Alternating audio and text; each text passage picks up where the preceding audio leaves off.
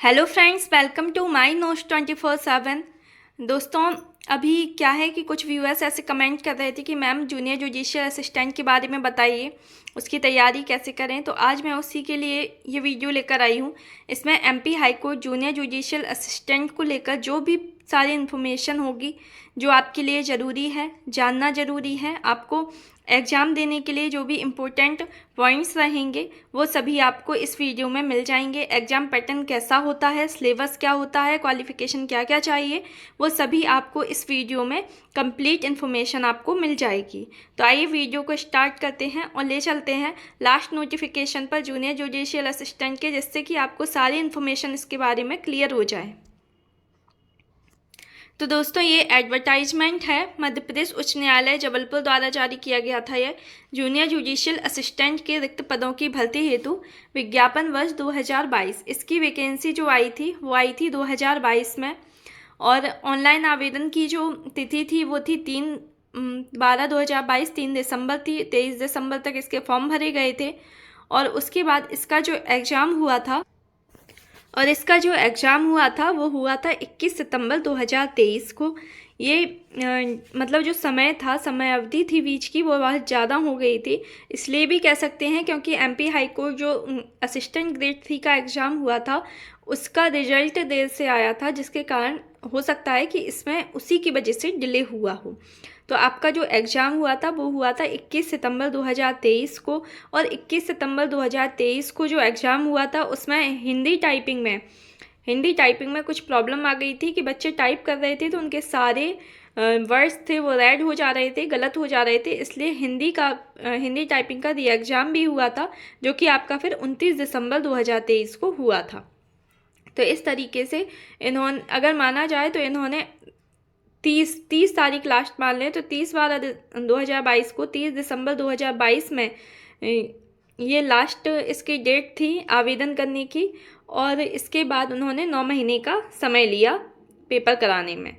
और हो सकता है कि इसलिए लिया हो, जैसा कि मैंने आपको बताया कि जो MP high court assistant grade 3 का पेपर था उसकी वजह से ये लेट हो गया हो, क्योंकि इतनी देर नहीं होती है एग्ज़ाम में। तो अब हम देख लेते हैं कि आगे की क्या प्रक्रिया थी इसमें। तो सबसे पहले इन्होंने पोस्ट बताई हुई हैं कि नियमित पद की श्रेणीवार संख्या क्या है। तो यूआर की इन्होंने 21 पोस्ट दी थी, ओबीसी की 4, एससी की 7 और एसटी की 8 पोस्ट थी। टोटल 40 थी, जिसमें कि 2 पोस्ट थी आपकी पीएच की। और उसमें लिखा हुआ है कि उपरोक्त पद की संख्या में परिवर्तन हो सकता है। ये लास्ट वाला था कि उसमें उन्होंने लेकिन कोई परिवर्तन नहीं किया था। 40 पोस्ट पर ही आपके एग्ज़ाम हुए थे, 40 पोस्ट के लिए ही हुए थे और 40 पोस्ट वालों को ही सिलेक्शन भी मिला था। उसके बाद इन्होंने वेटिंग भी दी थी, 7-8 कैंडिडेट की वेटिंग दी थी एससी एसटी में। ऐसे ही 10 के लगभग कैंडिडेट की वेटिंग दी थी इन्होंने यूआर में। तो यहाँ पर आप देख लीजिए कि शैक्षणिक आपकी अर्हता क्या होनी चाहिए, मतलब आपको जो क्वालिफ़िकेशन है वो आपकी क्या होनी चाहिए। तो पदनाम एवं वेतनमान, पदनाम है आपका जूनियर जुडिशियल असिस्टेंट 5200 से 20,200 प्लस ग्रेड पे 1900 का है आपका। और इसके बाद शैक्षणिक जो आपकी होनी चाहिए वो graduate from any recognised university, मतलब आपका ग्रेजुएशन होना चाहिए किसी भी मान्यता प्राप्त यूनिवर्सिटी से आपकी ग्रेजुएशन होनी चाहिए। उसके बाद pass typewriting examination in English and Hindi languages from any recognised board of shorthand and typewriting examination और valid CPCT score card from Madhya Pradesh agency for promotion of information and technology, मतलब MAP IT द्वारा आपके पास CPCT होना चाहिए, CPCT score card होना चाहिए, या फिर आपके पास टाइप राइटिंग का एग्जामिनेशन आपका पास होना चाहिए हिंदी और इंग्लिश लैंग्वेज में किसी भी रिकॉग्नाइज्ड बोर्ड से जो कि शॉर्ट हैंड कराता हो, और ये होना चाहिए, या फिर आपके पास सीपीसीटी होना चाहिए। तो इस तरीके से आपके पास इनमें से कोई एक चीज़ होनी चाहिए। उसके बाद है कंप्यूटर डिप्लोमा, आपके पास 1 वर्ष का कंप्यूटर डिप्लोमा होना आवश्यक है। और आपकी आयु है वो जैसे इसमें लिखा हुआ है, इन्होंने यहाँ पर दिया था 3 दिसंबर को इन्होंने नोटिफिकेशन जारी किया था, लेकिन इन्होंने मांगा है कि आपकी 1 जनवरी 2022 को आपकी जो एज है वो 18 से 35 वर्ष के बीच में होनी चाहिए। तो यदि 2024 में कोई वैकेंसी इसकी आती है तो आप मान के चलिए कि 1 जनवरी 2024 को भी आप 35 वर्ष से कम आयु आपकी होनी चाहिए। उसके बाद आगे देख लेते हैं, संबंधित पद की योग्यता हेतु टीप। उपरोक्तानुसार दर्शित अर्हताएं कंप्यूटर अर्हता सहित ऑनलाइन आवेदन की अंतिम तिथि तक उत्तीर्ण होना आवश्यक है। मतलब आपके जो भी ये लिखा हुआ है कि टाइपराइटिंग एग्जामिनेशन पास होना चाहिए या CPCT होना चाहिए या फिर एक और इसके साथ ही 1 वर्ष का कंप्यूटर डिप्लोमा भी होना चाहिए। तो ये आपका जो ऑनलाइन आवेदन की तिथि है, अंतिम तिथि तक आपका उत्तीर्ण होना चाहिए। आप ये सोचें कि हम अभी फॉर्म भर दे रहे हैं और उसके बाद हम डिप्लोमा जब तक एग्ज़ाम आएगा तब तक हमारा डिप्लोमा हो जाएगा, एग्ज़ाम के रिजल्ट तक हमारा डिप्लोमा हो जाएगा, तो ये मान्य नहीं होगा। आपका अंतिम तिथि तक आपके पास ये सारी क्वालिफ़िकेशन होनी चाहिए। उसके बाद यदि आपके पास कंप्यूटर डिप्लोमा नहीं है तो उसके अलावा आपके पास निम्नलिखित में से डिग्रियाँ होनी चाहिए। या तो आपके पास BE होनी चाहिए CSE से, IT से, MCA होना चाहिए या BCA होना चाहिए या MSc होनी चाहिए आपकी IT से या CS से, कंप्यूटर साइंस इंफॉर्मेशन टेक्नोलॉजी, इनसे आपकी MSc होनी चाहिए, BSc होनी चाहिए आपकी IT या CS से, या फिर MTech आपका होना चाहिए या ME होनी चाहिए, तो भी आप ये फॉर्म फिल कर सकते हैं। उसके अलावा यदि आपके पास AICTE से अनुमोदित polytechnic diploma in computer science या कंप्यूटर एप्लीकेशन एवं इंफॉर्मेशन टेक्नोलॉजी भी है अगर आपके पास है, तो भी आप ये फॉर्म फिल कर सकते हैं। और तीसरा जो इसमें दिया है कि BSc BCom डिग्रियां जिनमें केवल कंप्यूटर एक विषय का अध्यापन सम्मिलित है मान्य नहीं होगा। यदि आपके पास सिंपल BSc है, BCom है और आपके पास इसके अलावा कोई कंप्यूटर डिप्लोमा नहीं है तो आप ये फॉर्म फिल नहीं कर सकते हैं। BSc BCom में कंप्यूटर सिर्फ एक सब्जेक्ट होता है और सिर्फ एक सब्जेक्ट होना काफ़ी नहीं है, वो मान्य नहीं होगा।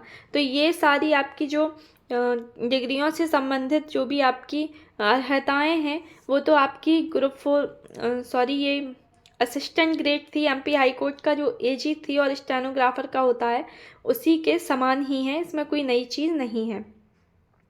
तीसरा पॉइंट है यहाँ पर कि मध्य प्रदेश शासन विज्ञान एवं प्रौद्योगिकी विभाग मंत्रालय वल्लभ भवन क्रमांक F भोपाल दिनांक 23/3/2021 के अनुपालन में कंप्यूटर दक्षता प्रमाणीकरण परीक्षा प्रमाण पत्र की वैधता अवधि प्रमाण पत्र जारी होने के दिनांक से 7 वर्ष निर्धारित की गई है। हाँ, तो ये इन्होंने बोला है कि जो CPCT का आपका स्कोर कार्ड आएगा उसकी वैलिडिटी 7 वर्ष है। चौथा है आपके लिए कि मध्य प्रदेश राज्य के बाहर के सभी आवेदक आवेदन पत्र में अपनी श्रेणी अनारक्षित भरें। केवल मध्य प्रदेश के मूल निवासी आवेदन पत्र में तदनुसार अपनी श्रेणी अंकित करें। यदि आप मध्य प्रदेश के निवासी हैं तो आप अपनी SC ST OBC कैटेगरी लिख सकते हैं, लेकिन यदि आप मध्य प्रदेश के बाहर से हैं और मध्य प्रदेश में आवेदन कर रहे हैं तो आप सिर्फ अनरिजर्व्ड श्रेणी के अंतर्गत ही अपना एग्ज़ाम फॉर्म भर सकते हैं। उसके बाद 5वां नियम है जो कि लिखा हुआ है कि 2017 के अनुसार चयन एवं अभ्यर्थिता के संबंध में अर्हता निम्नानुसार होंगी। कोई भी अभ्यर्थी नियुक्ति के लिए तब तक पात्र नहीं होगा जब तक कि वह भारत का नागरिक ना हो। तो इसमें तो सिंपल सी वही चीज़ें हैं जो कि मैंने आपको असिस्टेंट ग्रेड 3 के उसमें बताया था कि भारत का नागरिक होना चाहिए। यदि एक से अधिक जीवित पत्नी या पति हैं तो आप नियुक्ति के पात्र नहीं होंगे।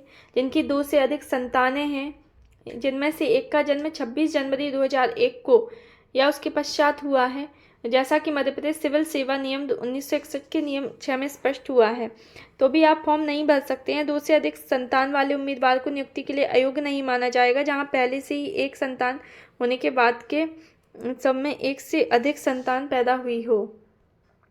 उसके बाद है दिनांक 26/1/2001 से 280। ये तो सब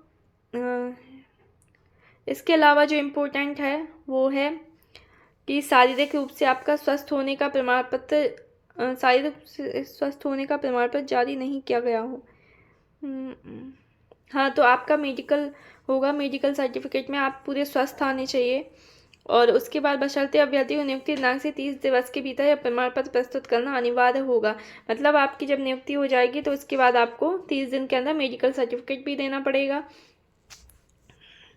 और अभ्यर्थी की ओर से अभ्यर्थता के लिए समर्थन प्राप्त करने का कोई भी प्रयास उसे नियुक्ति के लिए अयोग्य घोषित कर देगा। मतलब आप कोई भी सोर्स लगाकर यदि आप अभ्यर्थता पा लेते हैं तो वो आपके लिए सही नहीं होगा। और इसके अलावा ये भी दिए हुए हैं, कोई भी अभ्यर्थी नियुक्ति के लिए पात्र नहीं होगा जैसे गैरकानूनी तरीके से वो अवैध घोषित किया गया है, या जिसने भारत के संविधान को क्षति पहुंचाई हो, कोई हिंसा कारक कार्य किया हो, या फिर भारत की संप्रभुता अखंडता के विरुद्ध कोई कार्य किया हो, धर्म, भाषा, जाति या संप्रदाय के आधार पर विभिन्न वर्गों के मध्य शत्रुता या घृणा की भावना को प्रोत्साहित करता है। तो इस तरीके से ये बहुत सी चीज़ें दी हैं जो कि नॉर्मल रूप से स्टूडेंट्स नहीं करते हैं, तो इतना ज़रूरी नहीं है वो।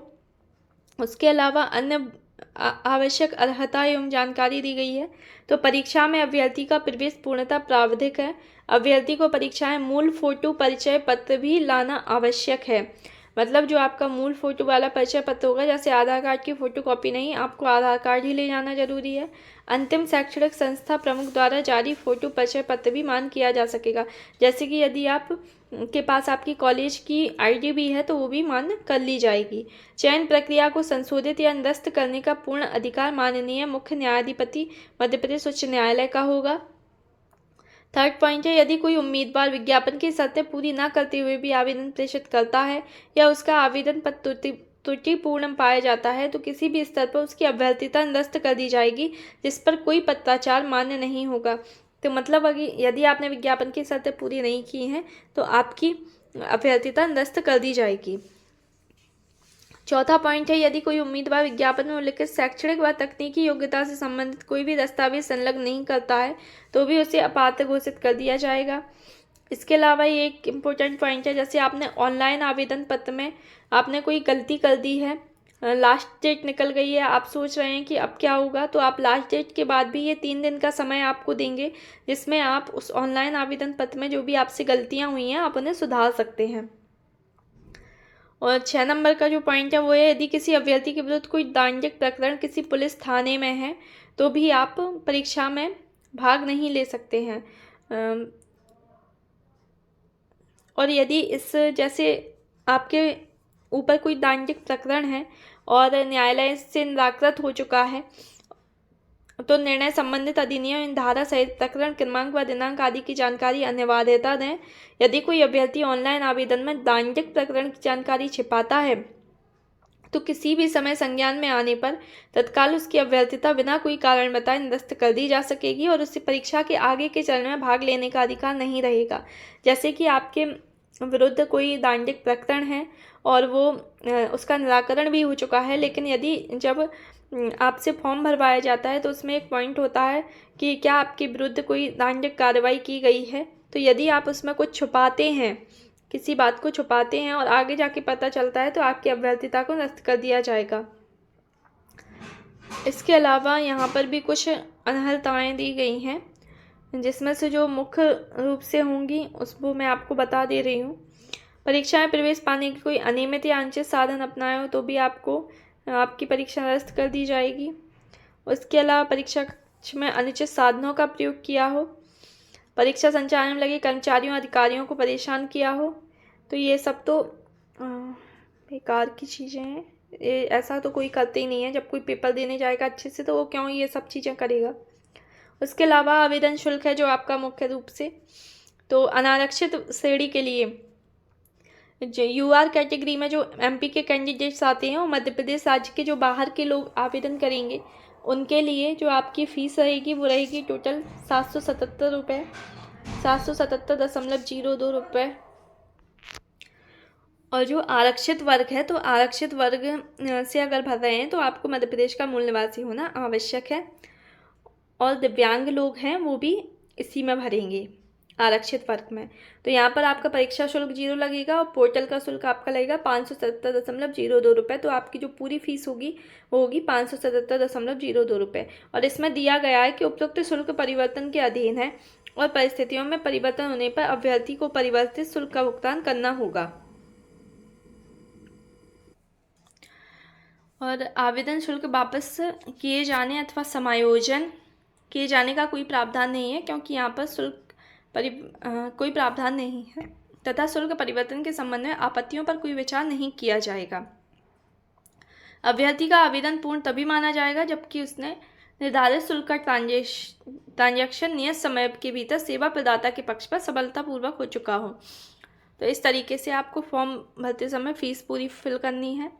ऑनलाइन आवेदन भरने संबंधी महत्वपूर्ण जानकारी, तो यह तो आप उस पर ऑनलाइन की शॉप पर जाकर आप भर सकते हैं, और यदि आप खुद से भरते हैं तो भी आप यहाँ पर ये जो उच्च न्यायालय की वेबसाइट है यहाँ पर जाकर आप ऑनलाइन फॉर्म भर सकते हैं। खंड 7 है आपका परीक्षा की योजना। उक्त पद की भर्ती केवल एक चरण में संपन्न होगी। भर्ती हेतु अभ्यर्थियों की ऑनलाइन परीक्षा आयोजित कराई जाएगी जो 100 अंक की रहेगी। मतलब इसमें आपका एक ही फेस रहेगा। अगर आपने वो परीक्षा क्लियर कर लेते हैं तो आपका पूर्णतः सिलेक्शन माना जाएगा। प्रवेश पत्र के बारे में कहा गया है कि 7 दिन पूर्व आपके एग्जाम डेट से 7 दिन पहले आपका प्रवेश पत्र आपके पास आ जाएगा, जिसमें सारे निर्देश वगैरह लिखे होंगे। परीक्षा केंद्र इसमें सिर्फ 4 परीक्षा केंद्र हैं, जो कि ऑनलाइन परीक्षा जबलपुर में आयोजित होगी, परंतु विशेष परिस्थितियों में भोपाल, सतना एवं उज्जैन चारों जिलों अथवा आवश्यकतानुसार अभ्यर्थियों की संख्या को देखते हुए 2-3 जिलों के परीक्षा केंद्रों में आयोजित की जा सकेगी। तो यहाँ पर आपकी जो परीक्षा होगी वो जबलपुर में होगी, लेकिन यदि परिस्थितियाँ होती हैं तो भोपाल, सतना एवं उज्जैन में भी हो सकती हैं, और संख्या बढ़ती है तो 2-3 जिलों को अचयनित किया जा सकता है। उसके बाद यदि किसी आपात स्थिति या अपरिहार्य कारणों से परीक्षा दिनांक, परीक्षा केंद्र, परीक्षा सत्र को परिवर्तित करने की आवश्यकता होती है तो इसकी सूचना उच्च न्यायालय की आधिकारिक वेबसाइट पर प्रकाशित की जाएगी। उसके अलावा अब आपको जो इम्पोर्टेंट है वो है आपका ऑनलाइन परीक्षा का पाठ्यक्रम आपका क्या रहेगा। तो यहाँ पर आपकी हिंदी टाइपिंग रहेगी। हिंदी टाइपिंग में आपके 300 वर्ड्स आएंगे जो कि 40 नंबर के होंगे, और आपको 10 मिनट का समय मिलेगा। मतलब आपकी स्पीड हिंदी में मिनिमम 30 वर्ड्स पर मिनट होनी ही चाहिए। 30 वर्ड्स पर मिनट से यदि आपकी स्पीड कम है तो आप क्वालिफाई ही नहीं करेंगे, क्योंकि इसमें हिंदी टाइपिंग के 300 वर्ड्स आपको 10 मिनट में लिखने हैं, जो कि 40 नंबर के आपकी ये टाइपिंग टेस्ट होगा। सेकंड होगी आपकी इंग्लिश टाइपिंग रहेगी, जिसमें आपको 350 वर्ड्स टाइप करने हैं 10 मिनट में। मतलब आपकी स्पीड 35 वर्ड्स पर मिनट होनी चाहिए, और ये भी आपका 40 मार्क्स की रहेगी। इसके बाद आएगी आपकी general English and computer knowledge, जिसमें 10-10 क्वेश्चन आएंगे। 10 क्वेश्चन आएंगे आपके इंग्लिश के और 10 क्वेश्चन आएंगे आपके कंप्यूटर नॉलेज के। इस तरीके से ये 20 नंबर का ये आपका पोर्शन होगा, और इसके लिए आपको 20 मिनट दिए जाएंगे। तो इस तरीके से आपका पूरा 100 नंबर का आपका पेपर होना है, और आपको जो टोटल टाइम दिया जाएगा वो 40 मिनट का होगा। एक बार मैं फिर से बता दे रही हूँ कि हिंदी टाइपिंग में आपको 300 वर्ड्स टाइप करने हैं 10 मिनट में। इंग्लिश टाइपिंग में आपको 350 वर्ड टाइप करने हैं 10 मिनट्स में, और जनरल इंग्लिश और कंप्यूटर नॉलेज के 10-10 क्वेश्चन आएंगे, और टोटल 20 नंबर के आएंगे, और इसके लिए आपको 20 मिनट का समय भी दिया जाएगा। ऑनलाइन परीक्षा में सामान्य अंग्रेजी एवं कंप्यूटर ज्ञान के प्रश्न अंग्रेजी भाषा में ही पूछे जाएंगे। मतलब जो आपकी इंग्लिश है वो तो इंग्लिश में ही आएगी, लेकिन कंप्यूटर के क्वेश्चंस भी आपके इंग्लिश में ही आएंगे। यदि आपको मॉक टेस्ट लगाना है तो आप MP हाई कोर्ट की ऑफिशियल वेबसाइट पर जाकर आप मॉक टेस्ट दे सकते हैं। उसके अलावा अब ये लिखा हुआ है कि ऑनलाइन टाइपिंग परीक्षा में अर्हताधारी अभ्यर्थियों को 10 मिनट में लगभग 300 शब्दों का ऑनलाइन हिंदी टाइपिंग मैटर एवं 10 मिनट में लगभग 350 शब्दों का ऑनलाइन अंग्रेजी टाइपिंग मैटर टाइप करना होगा, जिसके लिए 40-40 अंक निर्धारित हैं। इसके पश्चात सामान्य अंग्रेजी व कंप्यूटर ज्ञान का ऑनलाइन प्रश्न पत्र जो कि 20 अंकों का होगा, हल करना होगा। संपूर्ण परीक्षण 40 मिनट का होगा। तो यही मैंने आपको ऊपर बताया हुआ है। परीक्षा में आयोजित ऑनलाइन हिंदी एवं अंग्रेजी टाइपिंग का मूल्यांकन CPCT द्वारा निर्धारित मापदंडों के अनुसार किया जाएगा एवं टाइपिंग की गति एवं शुद्धता के आधार पर अंकों की गणना करते हुए उसमें से प्रत्येक छोटे शब्दों एवं प्रत्येक त्रुटि पर 0.50 अंक काटे जाएंगे। साथ ही प्रत्येक बैक स्पेस पर 0.10 अंक भी काटे जाएंगे। तत्पश्चात सामान्य अंग्रेजी एवं कंप्यूटर टेस्ट के अंकों को जोड़कर मेरिट तैयार की जाएगी। तो इसमें आपको बताया गया है कि यदि आपकी हिंदी और अंग्रेजी टाइपिंग दोनों के लिए है कि यदि आप टाइप करते करते कोई वर्ड छोड़ देते हैं या फिर आपकी किसी वर्ड में मिस्टेक हो जाती है, कोई स्पेलिंग गलत हो जाती है या फिर कोई मात्रा वगैरह गलत हो जाती है, तो आपका एक वर्ड गलत होने पर आपके 0.50 मार्क्स मतलब आधा नंबर आपका काट दिया जाएगा। और यदि आप एक बैक स्पेस प्रेस करते हैं, आप सोचते हैं कि एक मात्रा ही गलत हुई है या एक लेटर ही गलत हुआ है, तो बैक स्पेस करके आप उसे सही करना चाहते हैं, तो इसके लिए आपका 0.10 मार्क कट जाएगा, मतलब 0.1 मार्क आपका यहाँ पर कट जाएगा। तो ये आपके लिए आप ज़्यादा अच्छा है कि आप त्रुटियाँ करने से ज़्यादा आप गलतियाँ ना करें, आप बैक स्पेस का यूज कर सकते हैं। क्योंकि यदि आप 4 गलतियाँ भी कर देते हैं तो आपके 2 नंबर कट जाएंगे, और यदि आप 4 बार बैक स्पेस का यूज करेंगे तो आपके सिर्फ 0.4 मार्क्स ही कटेंगे। तो यदि आप जब 10 बैक स्पेस का यूज करेंगे तो आपका 1 मार्क कटेगा। तो इस तरीके से आप अभी से ट्राई करें कि आप कम से कम गलतियाँ करें और कम से कम बैक स्पेस का यूज करें। उसके बाद लिखा हुआ है कि ऑनलाइन टाइपिंग का मूल्यांकन सीपीसीटी के निर्धारित मापदंडों के अनुसार सेवा प्रदाता द्वारा किया जाएगा, अतः उक्त संबंध में उच्च न्यायालय में किसी भी प्रकार का पत्राचार, ईमेल, अभ्यावेदन स्वीकार नहीं होगा। नेक्स्ट दिया है जो कि बहुत ज़्यादा जरूरी है आपको जानना कि समस्त अभ्यर्थियों का हिंदी टाइपिंग परीक्षा रेमिंगटन गेल में ही आयोजित किया जाएगा। टाइपिंग कंप्यूटर में अनरिस्ट्रिक्टेड मोड में की जाएगी। यहाँ पर मतलब ये है आपका कि आपका जो फ़ॉन्ट होगा वो रेमिंगटन गेल होगा, जिसे आप मंगल फ़ॉन्ट भी बोलते हैं, उसी में आपको टाइपिंग करनी है जो कि आपकी सीपीसीटी में होती है। और अनरिस्ट्रिक्टेड मोड में आपकी टाइपिंग की जाएगी, मतलब आपका कोई भी रिस्ट्रिक्शन आप पर नहीं होंगे। उसके बाद दिया हुआ है कि ऑनलाइन परीक्षा कंप्यूटर पर आयोजित की जाएगी। इसके लिए प्रत्येक अभ्यर्थी को पृथक से कंप्यूटर एवं कीबोर्ड प्रदान किया जाएगा। अभ्यर्थी को अपना कीबोर्ड व फर्नीचर जैसे कुर्सी, स्टूल लाने की अनुमति नहीं होगी, मतलब आपको कीबोर्ड वहीं से दिया जाएगा। उसके बाद 8 नंबर पर जो है वो है कि परीक्षा शुरू होने के एक घंटे पहले आपको पहुंचना है। और यदि आप आप यदि परीक्षा केंद्र पर नहीं पहुंचते हैं परीक्षा तिथि को, तो आपकी अभ्यर्थीता वहीं निरस्त हो जाएगी। परीक्षा केंद्र में किसी भी प्रकार का Bluetooth device, calculator, mobile, listening device, recording device, alarm watch, smart watch आदि इलेक्ट्रॉनिक गैजेट ले जाना प्रतिबंधित है। आवेदक अपने साथ सिर्फ प्रवेश पत्र, फोटो पहचान पत्र, पेन एवं पेंसिल ले जा सकेगा, मतलब आप यहाँ पर पेन पेंसिल लेकर जा सकते हैं प्रवेश पत्र और फोटो पहचान पत्र के साथ। मतलब आपको जो एडमिट कार्ड मिलता है आपको वो ले जाना है। उसके अलावा आपके पास Aadhaar card, PAN card, voter ID, ये कुछ भी हो, या फिर आपके कॉलेज की आईडी हो तो वो भी आप ले जा सकते हैं। और उसके अलावा पेन एवं पेंसिल लेके जाना है। अभ्यर्थी यदि कोई आवश्यक मेडिकल उपकरण या वस्तु का उपयोग करता है तो उसकी सूचना परीक्षार्थी को परीक्षा के पूर्व परीक्षा सेल को देना होगी। इसका मतलब ऐसे है, जैसे किसी लोगों को अस्थमा की प्रॉब्लम होती है तो वो इनहेलर लेके जाना चाहते हैं तो वो ले जा सकते हैं। इसके लिए उन्हें पहले से परीक्षा सेल को ये बताना होगा। परीक्षार्थी ऑनलाइन परीक्षा समाप्ति से पहले परीक्षा केंद्र से बाहर नहीं निकलेंगे। संपूर्ण परीक्षा सीसीटीवी कैमरे की निगरानी में होगी। इसके बाद है ऑनलाइन परीक्षा का परिणाम। उक्त पद की ऑनलाइन परीक्षा में आने वाले 20 बहुविकल्पीय प्रश्नों के प्रस्तावित आदर्श उत्तर जिनका परीक्षा फल तैयार किए जाने हेतु प्रयोग किया जाना आश्रित है, उसे मध्य प्रदेश उच्च न्यायालय की वेबसाइट पर परीक्षा के पश्चात इस सूचना के साथ प्रदर्शित किया जाएगा कि यदि कोई अभ्यर्थी प्रस्तावित बहुविकल्पीय प्रश्नों के आदर्श उत्तरों के संबंध में आपत्ति स्पष्टीकरण देना चाहता है तो वह आवश्यक रूप से उक्त सूचना प्रकाशन के 7 दिनों के अंदर प्रिंसिपल रजिस्ट्रार, प्रशासनिक भवन, उच्च न्यायालय मध्य प्रदेश जबलपुर के नाम से संबोधित करते हुए उच्च न्यायालय मध्य प्रदेश जबलपुर की आवक शाखा में व्यक्तिगत रूप से अथवा स्पीड पोस्ट अथवा उचित माध्यम से निर्धारित प्रारूप में एवं स्रोत दस्तावेज इत्यादि जिस पर आधारित होकर अभ्यर्थी ने आपत्ति स्पष्टीकरण प्रस्तुत करना चाहता है कि स्वयं द्वारा हस्ताक्षरित व सत्यापित फोटो प्रतिलिपि सहित प्रेषित जमा करेगा। निर्धारित अवधि में प्राप्त आपत्तियों पर विचार करने के पश्चात अंतिम आदर्श उत्तर तैयार किया जाएगा, जिसके आधार पर सेवा प्रदाता के माध्यम से परीक्षा का परिणाम घोषित किया जाएगा। इसमें दिया गया है कि मतलब यदि आपको जैसे आपका एग्ज़ाम हुआ, एग्ज़ाम होने के बाद अगले दिन या उसके अगले दिन या 1-2 दिन में आपकी आंसर की आ जाएगी, वो जो 20 क्वेश्चन आएंगे उसके लिए।